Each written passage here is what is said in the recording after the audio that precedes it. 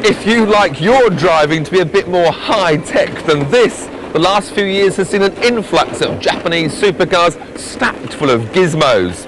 There can be a long wait for UK buyers, but patience has its reward.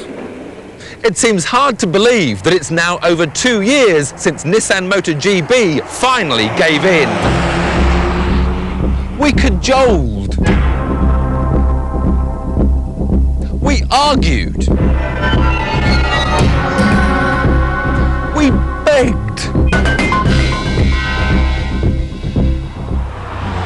And eventually they brought their wonderful Skyline GT-R to Britain.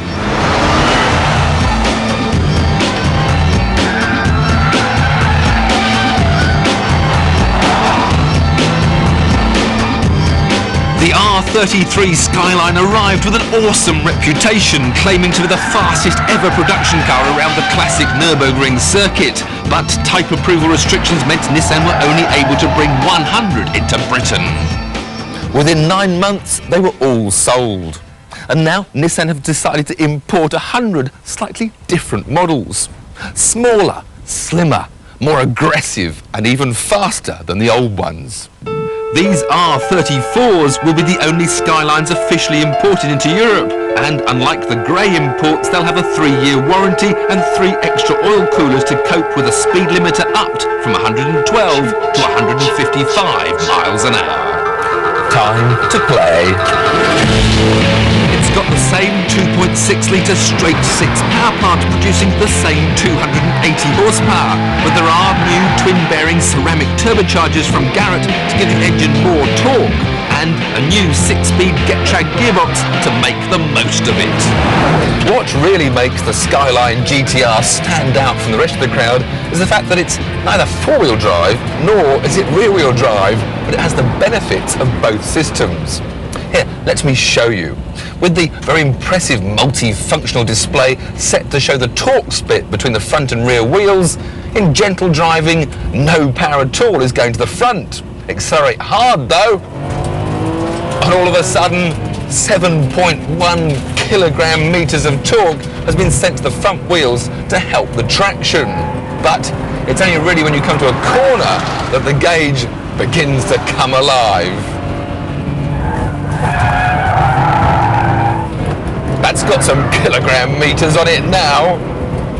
Oh yes, and there's one other little special on these 100 British cars.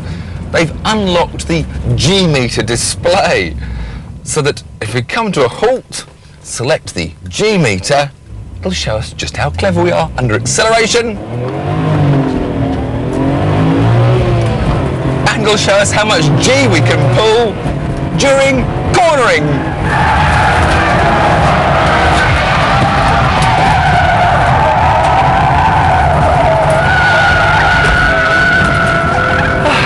I think that gave it something to think about. But the GT-R wasn't intended to be just another lightweight racer. It wants to be considered as a genuine all-rounder. Built at a solid 1,600 kilos, it's certainly more BMW M5 than Porsche 911. So, will its road manners be as impressive as its on-track performance?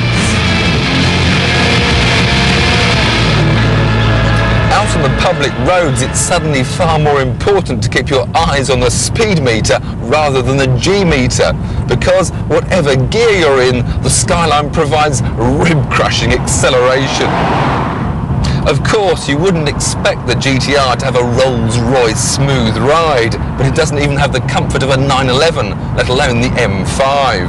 The car jiggles all over the place. The ultra-low profile tires are pulled this way and that by the surface of the road. But it's something I could soon live with and happily accept for the awesome grip that the car provides. And the GB cars have a little bit of extra comfort because the racing seats are clad in Connelly leather to comfort you. But perhaps the most important test for a car with a price tag of about £54,000 is whether or not it can hold its head high amongst what is, after all, a pretty classy field. It accepts the clubs. The question is, will the club accept the car? I certainly think it should. And if it doesn't, I'll just have to do a power sliding demonstration on the 18th green.